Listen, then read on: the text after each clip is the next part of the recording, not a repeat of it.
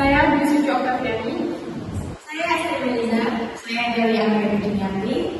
Baiklah, pada kesempatan kali ini kami akan membuat video tugas pembelajaran IPA pada mata kuliah Strategi Pembelajaran IPA. Sekarang ini kami mengundang narasumber, yaitu salah satu mahasiswa yang sudah semester akhir yang sebelumnya sudah melaksanakan program PLP. Baik, boleh diperkenalkan dulu, Kak? Halo, saya Senja Santi. Saya merupakan mahasiswa dari Fakultas PGSD semester 7. Jadi langsung saja kami akan membahas tentang metode pembelajaran IPA. Boleh buat teman-teman yang mau bertanya duluan? Bagaimana sih Kak menurut pandangan Kakak tentang pembelajaran IPA terhadap perubahan kurikulum yang ada? Oke, saya menyesuaikan pembelajaran IPA dengan perubahan kurikulum yang akan berubah. Karena seperti yang kita ketahui, kurikulum di Indonesia, pendidikan di Indonesia itu sering berubah. Dan kita ketahui juga pada saat ini di sekolah dasar itu menggunakan dua kurikulum. Yang pertama menggunakan kurikulum 13 atau K13 dan menggunakan kurikulum merdeka. Untuk menyesuaikan dengan pembelajaran kita, yang pertama kita harus memahami perubahan kurikulum yang baru dengan mengidentifikasi perubahan yang ada di kurikulum baru tersebut. Seperti pendekatan pembelajarannya, fokus materinya itu bertambah atau ada yang dikurangi. Terus ada juga kita harus memahami sistem penilaiannya dan disesuaikan. Karena sistem penilaian kurikulum K13 dengan kurikulum merdeka itu sedikit berbeda. Yang kedua, dengan menyesuaikan perencanaan pembelajaran. Perencanaan pembelajaran itu yaitu ada FFP dan ada modul ajar. Jadi kita harus menyesuaikan dengan format yang diharuskan pada kurikulum mana sih yang akan berubah. Dan yang terakhir, memperbarui media pembelajaran. Seperti yang sudah saya sampaikan, saya sudah melaksanakan program PLP. Jadi selama saya melaksanakan program PLP itu, saya melihat bahwasannya siswa SD itu lebih senang menggunakan media pembelajaran interaktif dan lebih senang menggunakan media visual. Jadi siswa SD lebih senang menggunakan video, menggunakan media pembelajaran yang berbasis internet. Gitu ya. Jadi pada kurikulum merdeka ini siswa tuh lebih senang kita tuh menggunakan teknologi. Jadi siswa lebih aktif lah. Dan yang terakhir, sebagai guru nanti kita harus mengikuti pelatihan kurikulum terbaru apabila kurikulum ini akan berubah lagi. Jadi biar guru itu bisa memahami implementasi perubahan kurikulum dengan baik. Oke, ini saja. Oke, jadi baik, apakah ada lagi yang mau bertanya? Saya mau bertanya. Bagaimana sih cara Kakak memastikan materi IPA dapat dipahami dengan baik oleh siswa? Oke, dengan pertanyaan bagaimana sih kita tuh seorang guru itu bisa memastikan siswa itu paham nggak sih dengan materi yang sudah kita sampaikan? Berdasarkan pengalaman saya setelah melaksanakan PLP kemarin dan terjun langsung menjadi guru, itu setiap selesai pembelajaran saya melaksanakan evaluasi pemahaman secara berkala dengan tanya jawab lisan, dengan tes singkat seperti menggunakan soal-soal pilihan ganda atau soal-soal teka-teki ini yang berbasis dengan konsep IPA seputar pelajaran IPA. Jadi dengan tes-tes tersebut siswa itu lebih merasa aktif nih. Terus dengan observasi langsung atau mengamati respon siswa selama proses pembelajaran, termasuk saat melakukan pembelajaran secara kelompok kecil maupun kelompok besar, dan berikan kesempatan siswa itu bertanya dan berdiskusi. Apa sih yang perlu mereka pahami seputar materi yang sudah kita sampaikan? Apa sih yang masih jadi pertanyaan? Bisa aku nggak ngerti gitu. Jadi dorong mereka biar lebih aktif ya? Iya, jadi mereka tuh kebanyakan bisa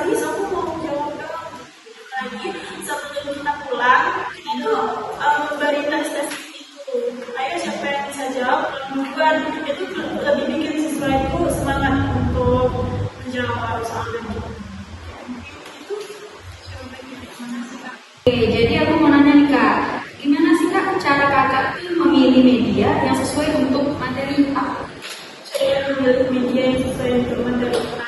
Kita menyesuaikan materi apa dulunya. Yang pertama itu mungkin untuk topik pembahasan atau topik materi yang berhubungan dengan hal-hal materi. Misalnya materi sistem peredaran darah atau materi makanan.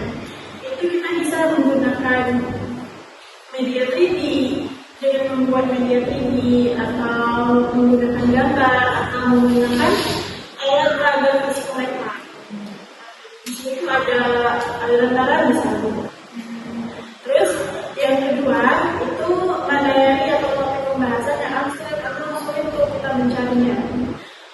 Kalau sulit seperti itu kita bisa menggunakan yang seperti kata tadi kita menggunakan video animasi atau gambar animasi atau simulasi melalui komputer atau teknologi. Terus pilih media yang tersedia. Pilih media yang tersedia di sekolah seperti laboratorium atau di sekolah tersebut ada alat eksperimen atau tidak atau ada perangkat digital yang memadai. Kan tidak semua itu punya lab seperti itu dan tidak semua itu juga punya proyektor. Jadi kadang kita tuh agak sulit menentukan media seperti yang media menggunakan teknologi itu. Jadi mau tidak mau kita harus menggunakan media nyata. Ya, jadi kita harus membuat media sendiri tanpa menggunakan teknologi. Terus kita juga melihat anggaran. Jadi itu kan kalau bikin media itu lumayan ya. Jadi kita juga harus mempertimbangkan anggaran. Ada lagi kita juga harus mempertimbangkan kemudahan penggunaan. Jadi jangan menggunakan media yang sudah kita gunakan, bahkan kita sendiri kesulitan apalagi siswa kita. Jadi kadang ada yang memaksakan untuk memakai media yang terbaru, tapi kita sendiri belum memahami media itu. Nggak menguasai. Iya, jadi siswa juga bingung nih mau gimana karena kalau kita kesulitan apalagi siswa. Jadi hindarilah media yang terlalu kompleks agar tidak menghabiskan waktu. Jadi misal 2 jam pelajaran itu habis untuk memahami media itu dan tidak ada kemajuan tentang pemahaman materi yang lain. Lanjut, memilih media yang memungkinkan siswa untuk berperan aktif seperti melakukan eksperimen, berdiskusi atau memecahkan masalah dengan media tersebut. Ini kan jawabannya. Oke, baik. Saya mau nanya Kak, selalu Kakak KLPMA, itu metode dan strategi apa yang Kakak gunakan? Metode dan strategi apa yang saya gunakan pada saat saya melaksanakan proses mengajar ya? Jadi pada saat melaksanakan PLP itu saya sering menggunakan metode diskusi, baik diskusi kelompok besar ataupun diskusi kelompok kecil. Nah, jadi metode diskusi ini berguna untuk melatih kemampuan berpikir kritis siswa dan meningkatkan kerjasama siswa. Itu juga bisa melatih siswa itu dalam bekerjasama, membiasakan siswa itu untuk bekerjasama dalam hal apapun. Jadi untuk metode diskusi ini kakak ambil contoh satu materi ya. Jadi waktu PLP kakak pernah mengajar materi penggolongan jenis hewan berdasarkan makanannya. Nah, pada saat itu kakak juga menggunakan strategi yang berkaitan dengan metode diskusi. Jadi strategi yang kakak gunakan yaitu pendekatan kooperatif. Pendekatan kooperatif ini membuat siswa berdiskusi secara kelompok untuk memecahkan masalah dan untuk strategi yang kakak gunakan pada saat pembelajaran itu kakak menggunakan strategi pembelajaran kooperatif atau cooperative learning. Jenis strategi ini berkaitan juga dengan metode diskusi itu. Nah, jadi untuk materi menggolongkan jenis hewan berdasarkan makanannya akan menggunakan strategi pembelajaran kooperatif people, picture and picture atau gambar dan gambar. Jadi salah satu siswa menempelkan gambar hewan dan siswa lainnya akan menempelkan gambar makanan apa sih makan hewan itu. Contoh sapi. Jadi siswa lain itu menempelkan sapi dan siswa lain lagi menempelkan tumbuhan karena sapi memakan tumbuhan. Jadi mereka itu mengaitkan. Ya, jadi saling mengaitkan menggunakan gambar yang tadi. Baik Kak, aku mau tanya, apakah Kakak pernah menggunakan model pembelajaran tertentu, misalnya model query atau eksperimen dalam mengajar IPA? Terima kasih pertanyaannya. Kakak pernah menggunakan model inquiry atau biasa disebut inquiry based learning. Model inquiry itu mendorong siswa untuk belajar melalui penyelidikan, eksperimen, dan menganalisis. Nah, pada penerapan model inquiry ini, guru berperan sebagai fasilitator dan yang membimbing siswa dalam menemukan jawaban. Nah, siswa contohnya, kakak pernah memakai model inquiry ini pada pembelajaran apa sih? Cahaya itu loh. Jadi kayak fotosintesis. Nah, pengaruh cahaya terhadap pertumbuhan-tumbuhan. Nah, jadi siswa melakukan eksperimen untuk memahami pengaruh cahaya terhadap pertumbuhan tanaman itu. Kelebihan model inquiry ini untuk mengembangkan keterampilan berpikir kritis dan pemecahan masalah. Nah, dan juga memotivasi siswa untuk belajar secara mandiri. Tapi tetap dibimbing oleh gurunya. Mungkin itu jawabannya. Nah, kakak kemarin kan sudah melakukan PLP ini. Nah, pastinya di dalam kelas itu kan terdapat karakter siswa yang berbeda-beda nih. Nah, bagaimana cara kakak menyikapi perbedaan karakter siswa di dalam kelas IPA tersebut? Menghadapi karakter dan kemampuan siswa yang mana jelas untuk sekelas siswa SD itu pasti mempunyai karakter dan kemampuan yang berbeda. Ada yang pintar, ada yang susah dalam materi, ada yang mudah nangis. Jadi gimana sih cara kita sebagai seorang guru bisa memperhatikan semua siswa di kelas itu? Karena siswa di kelas itu, apalagi sekolah negeri, itu biasanya siswanya ada 30-an. Jadi gimana sih kita satu orang bisa memahami karakter anak-anak sebanyak itu? Nah, gitu ya. Kita tuh perlu melaksanakan pendekatan yang fleksibel dan inklusif agar semua siswa itu merasa didukung dan dapat belajar secara optimal. Seperti model, strategi, metode yang sudah kakak sebutkan tadi di pertanyaan sebelumnya, itu sebenarnya sudah menyangkut semua jawaban yang dijadikan pertanyaan oleh dia. Jadi gunakanlah metode, model, dan strategi yang membuat siswa itu semuanya merasa aktif. Nah, mungkin itu jawabannya. Bisakah kakak menceritakan latar belakang pendidikan dan pengalaman kakak dalam bidang itu? Ini agak panjang ya, soalnya menceritakan ya. Jadi saya menceritakan latar belakang pendidikan dalam konteks itu aja ya. Jadi pada saat saya sekolah dasar, saya sudah mempelajari IPA dengan konsep-konsep yang masih rendah, konsep-konsep yang masih awam untuk masih sangat dasar untuk anak SD. Saya masih mempelajari hubungan dan hewan, benda sekitar, sifat-sifat benda, ada yang cair, gas, ada gitu ya. Pada saat sekolah dasar itu pelajaran IPA di SD saya itu lebih ke pengamatan, percakapan, diskusi, dan eksperimen sederhana. Di saat SD juga saya pernah, ini saya punya pengalaman ya. Di saat SD juga saya pernah diajak guru saya dan teman-teman saya itu ke sawah. Jadi saya dan teman-teman saya itu ke sawah untuk mempelajari ekosistem yang ada di sawah itu.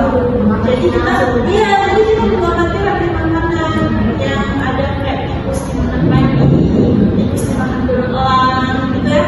Nah, jadi saya sudah pernah mengalami secara langsung karena yang makanan itu. Terus pada tingkat SMP, saya di SMP dan SMA ya lebih tepatnya, saya sudah pernah masuk ke laboratorium IPA dengan berbagai macam alat-alat ilmiah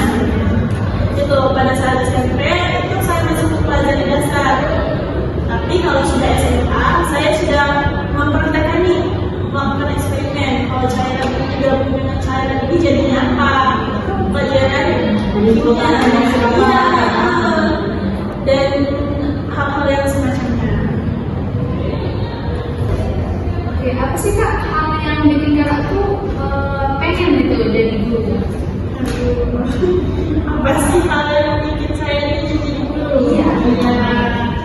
Mungkin jawaban seorang guru pada umumnya, saya suka dengan berarti guru SD kan. Saya senang sama anak kecil gitu. Saya memang senang sama anak kecil, tapi setelah saya melaksanakan program PLP, saya itu agak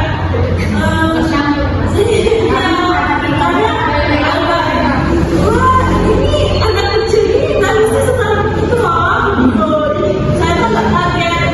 Jadi jawaban saya dari semester 1 sampai semester 6 alasan aku jadi guru itu apa? Saya suka anak kecil Bu, itu agak terombang-ambing gitu ya. Saya jadi agak suka dengan anak kecil gitu. Tapi nggak apa-apa, itu saya pernah dinasihatin sama dosen saya. Kalau pada saat menjadi guru itu kita itu akan menjadi inspirasi semua anak-anak itu, apalagi guru SD kan yang lagi anak-anak SD itu lagi senang-senangnya, lagi banyak-banyak yang inspirasi dia aku pengen jadi kayak Miss gitu kan.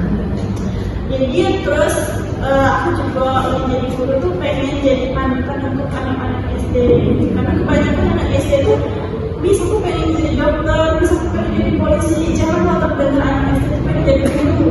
Nah, jadi itu jadi salah satu alasan saya, alasan kakak untuk jadi seorang guru. Jadi pengen bikin siswa SD itu kayak, ayo loh, guru tuh bagus ya kan. Jadi kayak role model. Iya, jadi tanpa guru kalian nggak bisa jadi pilot, kalian nggak bisa jadi dokter, nggak bisa jadi polisi gitu. Terus alasan selanjutnya, kakak tuh pengen berkontribusi dalam dunia pendidikan. Untuk mungkin dari saja, tapi mungkin kakak bisa nih memahami permasalahan apa sih yang terjadi dalam dunia pendidikan sekarang. Karena kan lagi marah-marahnya banyak masalah di pendidikan. Terus yang terakhir, itu alasan kakak pengen jadi guru, libur. Jadi liburnya di sekolah dasar sama liburnya orang kantoran itu beda. Karena kalau siswa libur 1 bulan, libur 2 bulan, guru tuh paling banyak liburnya 1 bulan. Nah, jadi itu lumayan kan untuk liburan daripada kita kerja kantoran, pulang pagi. Oke, mungkin itu yang cukup Ini ada yang mau tanya sedikit Kak. Perihal kemarin itu Kakak sudah PLP di mana Kak?